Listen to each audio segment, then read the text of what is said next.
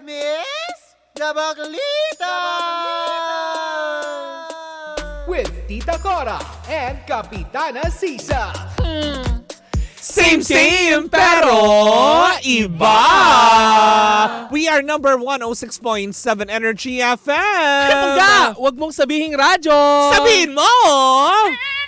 Yon! Happy morning pa din ng Wednesday sa inyong lahat.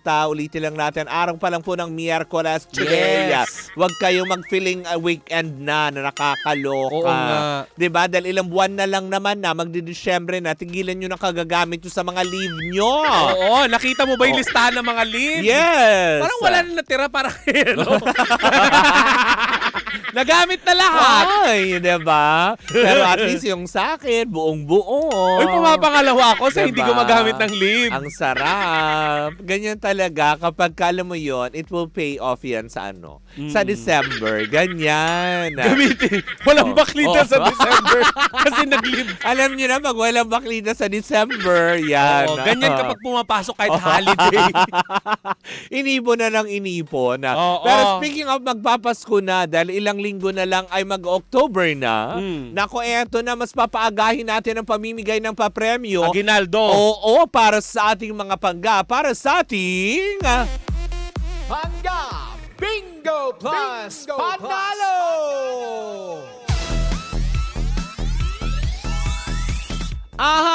Bola-bolahin na, halu-haluin. Alam mo, Ang mga Marin, bola. iibigan ko na Oo. talaga magsalat-salat ng bola dito. Ay talaga, nasasanay ka na. Yes. Alice, di ba, nasasanay ka sa mas maraming bola. Ganon.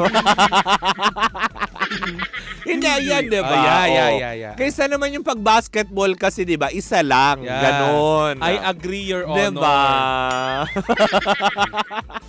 Nakakaloka. Yung pa rin. Pero eto na ang mga numero para sa programang Baklita sa dapat ninyong tandaan. Dahil mamayang gabi, diba? Kapag ka binigay na ni Kuya Chico ang hudyat kung saan kayo pwedeng tumawag at kailan.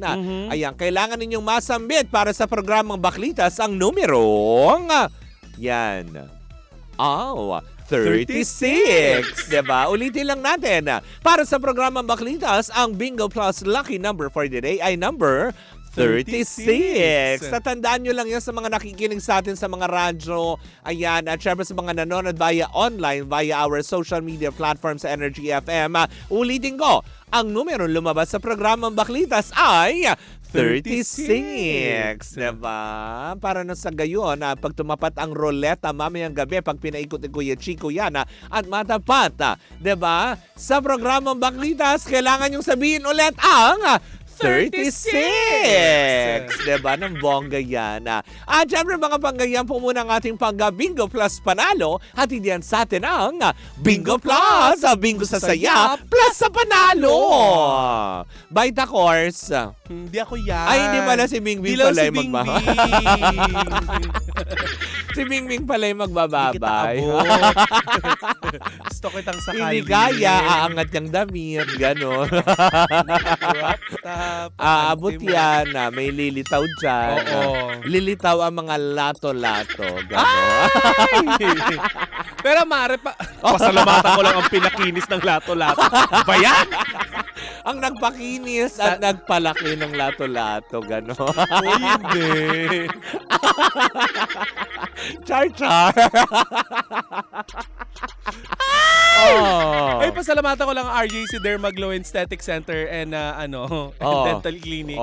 At of course, kay Mami Ray. Hello, Mami Ray ng Beauty Derm. Hello din po sa inyo lahat. And of course, Doc Nino Rediel. Thank you so much. Yes. Ayan. Eto na anong chikan mo for today's video. Ay nako Mare, may kinalaman ito Mare sa Saan? sa naganap na selebrasyon ng kaarawan ng dating Pangulong Ferdinand Marcos. Ay talaga, bakit? Senior. Oo. Senior?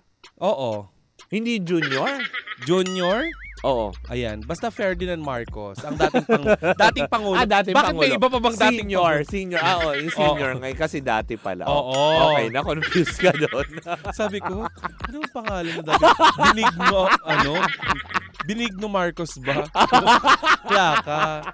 Ferdinand. Ferdinand. Oo. Ayun. Marcos Oo. Hindi Topacio. Gano'n. Ang gulo na. Bakit nagalo-halo sila? Kasi, ayop ka. Na-confuse Sasabi ako. mo na naman yan mamaya. Kasi nga, Mare. Oh. Sa inilabas na poster Nino? ng organizer, Mare. Oo. At syempre ng anak ng presidente natin Oo. ng Republika ng Pilipinas si Sandro Marcos. Oo. Ayan, ay usap-usapan ngayon yung pagkawala ni Francine Diaz, Mare, sa poster. Ayan yung maganda. Yes. Diba? Yan yung... Francine. Ayan. Oo, yan. Okay. Francine Diaz. Kung maaalala natin, Mare, Oo. ipapaalala lang natin kasi tumatak ito sa ating lahat. Si Francine Diaz yung nagkaroon ng hindi magandang ugnayan dati. Oo, dahil dun sa Orange and Lemons, Kasi diba? sumingit nga ito. Oo. Alam mo, hindi ko na rin siya nakikitang active ngayon sa ABS-CBN. Nasaan na kaya Kaya tong nga. batang to ngayon? Diba? Wala siyang project ngayon, no? Chine-check ko nga, Mare, baka mamaya Diba? nagtinda ng karyoka or ano. Hindi, baka ano Kasi din. may mga artista nagbi-business, 'di ba? Baka naman nag-abroad, ganun. Baka pahinga lang. Oo, diba? Pero yun na nga, Mare, usap-usapan ngayon ang pagkawala niya dun sa sa lumang poster. Dapat invited Oo, siya. ng Marcos 107 na ginanap kahapon. Oo. Diyan sa Ferdinand Marcos Stadium. Oo. Diyan sa sa Lawag. Oo. Ngayon, ang usap-usapan dito, Mare, ay di umano'y parang nag-back out yata ito last minute. Si Francine. Dahil nga sa pangbabatikos. Yan ang nakarating lang sa atin pero hindi pa yung confirmed dahil hindi pa nagko-confirm itong si So parang may Francine trauma Diaz. siya, ganyan. Kasi nga, Mare, kung matatandaan mo, itong Oo. si Francine Diaz, may mga nagtatanong kasi kung Yan yung pinag-antay sila ng matagal, di ba? Yeah, itong Oo. Hindi, yung event nila with Orange and Lemons, di ba na halos yes. alas 11 na siya nakasala. Yung mga ganyan. Oo. Pero Mare, ang dito, ang naging issue ngayon kung Oo. bakit nawala si Umayaw. Francine daw di umano Oo. ay parang usaping politika. Kasi nga 'di ba galing siya ng ABS-CBN. Oo. Kasi So may mga usap-usapan. sumusuporta sila. Oo. Ito hindi pa confirm pero ang chika Oo. parang pinagbawalan yata ng management. Kasi under contract siya ng ABS-CBN. Oo. Hindi naman yata si Marcoleta ang nag-invite. Gano'n. Hindi. Hindi naman yata si Marcoleta, Hindi. diba? Nag-ano lang siya na Bakit ayaw? nainis siya kahapon sa hearing. Sa Congress. Kasi ba't di daw sila pinauna? Tapos. Huwag natin pag-usapan yun! Correct. Tapos. Tapos yun na nga, Mare, pati daw yung mga pati yung mga ibang artist na nandoon Oo. mismo sa event Oo. na nag-perform. Oo. Kagaya na lamang ni Angeline Quinto. Oo. Ayan. Ba si Angeline, Star Magic din yan Oo, si Martin Ibera. O, di ba? O, di ba? ABS-CBN din ASAP. Oo, ang Rocksteady din, di ba? Si Si Teddy Corpus Teddy nasa Corpus, Showtime. Oo. Bakit yun mga pinayagan? Kasi nga, Mare, itong usap-usapan, Oo. dahil nga naputakti, Mare, yung unang poster naputakti ng napakaraming pangbabatikos. Dahil nga syempre sa usaping politika. Oo. Siguro yung mga ibang artists hindi naman tinablan kaya hindi Oo. nag-back out. Syempre, yun ang Mare, trabaho pa din yan. Yun. Diba? Yun naman ang panangga, Mare, ng mga nagtatanggol dito kay Francine. Na Oo. kung sakali mang tinanggap nitong bata, Oo. yung trabaho walang masama dahil ito ay trabaho nga. Kasi lalo pat ngayon, 'di ba? Wala naman siyang current project. Oo. Tapos 'di ba, mukha na lang na mukha ng iilang mga artista na lang ang ngayon na sa Kagaya Nino. primetime bida. Katulad na lang 'di ba katatapos lang nila Oo. Andrea Brillantes, Oo. 'di ba? Tapos nila JK Labaco, tapos ngayon naman mga namamayagpag na naman. 'Di ba? Bakit hindi kasi kunin din, alam mo 'yun, kung wala mga projects, ba't hindi kunin ni Coco Martin? Diba? Mamaya, Isama sa Batang Quiapo. Diba? baka patayin na naman siya doon dahil babae nga. Hindi, pwede naman siya maging, alam mo yun, pwedeng gawa ng storya na wawalang kapatid ni Tanggol. Oo. Diba?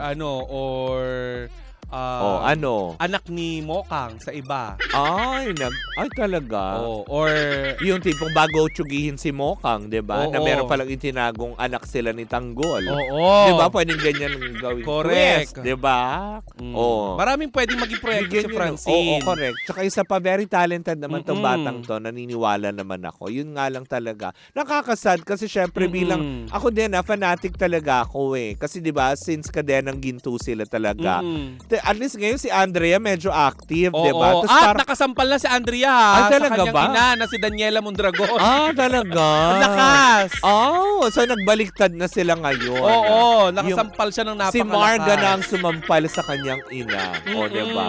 Pero hindi yun nga, 'di ba? Sana lang din mabigyan din ng pansin, 'di ba? Na tipong sana mabigyan din ng o kaya dito sa Lavender Fields, pwede naman siyang i-ano, 'di ba?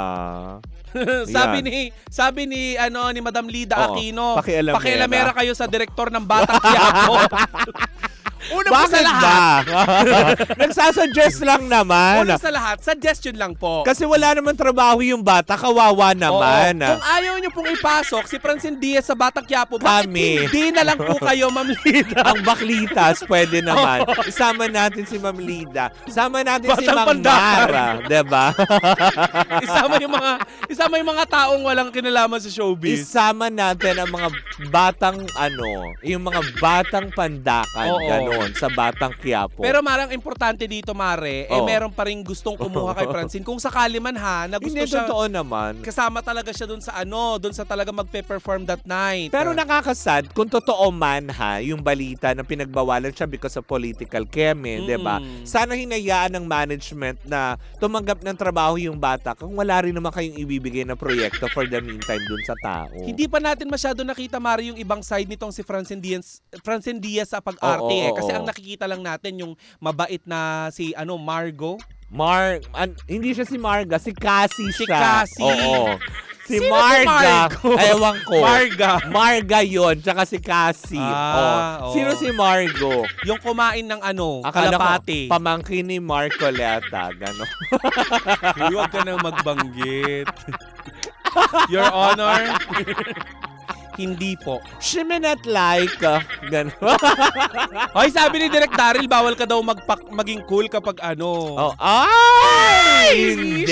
Diba? Sino kayo binabanggit ni Direk Daryl, na bawal ka magpa-cool kapag nagpa-abort ka sa Singapore? Diba? Yung mga ganyan. Sino kaya yun? Well, isa lang din ang masasabi ko.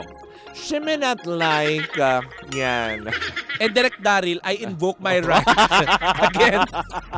Ay, si Brian nanonood sa atin. Si Hello. Brian Puentes. Puentes bang apelido Hello po nito? sa inyong lahat dyan. I'm sure, Puerte. Ay, talaga. Ayan. Malamang ayan.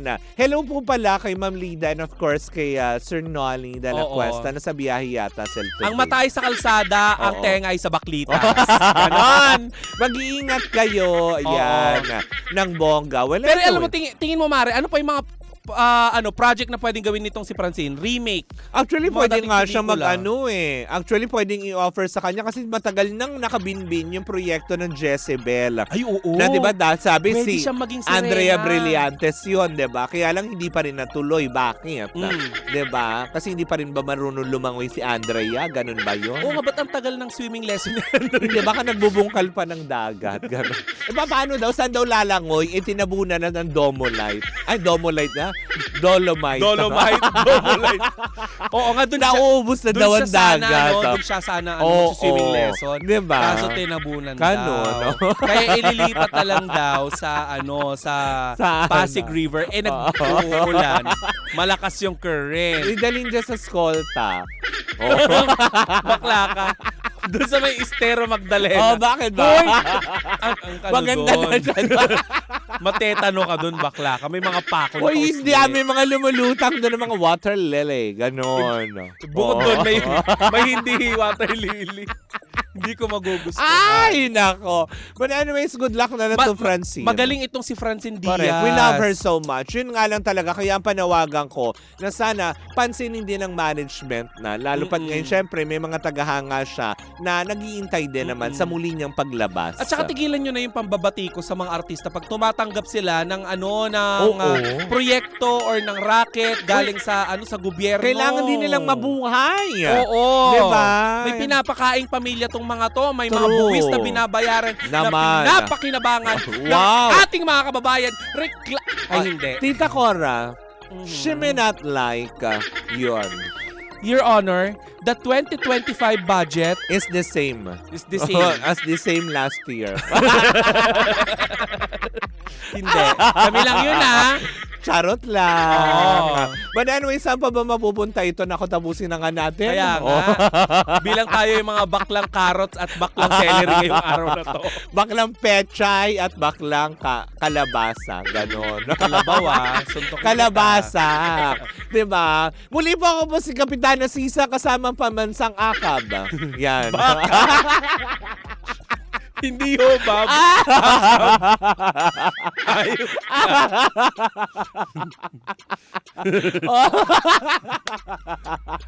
Ganun Hindi, na. naalala ko lang kasi doon sa ginawa natin wala. Di ba si Kevin Ito ang- Monteliano? Ito kasi si Kevin Monteliano eh. Walang Siya yaka. nagbansag sa'yo, di ba? Oo. At syempre ito ang Baklita sa Woo Woo Woo! At syempre we are still same pero iba. Tuloy-tuloy pa rin po ang ating tugtugan. Syempre dito po lamang yan sa number 106.7 Energy FM. Pangga, wag mong sabihin radyo. Sabihin mo!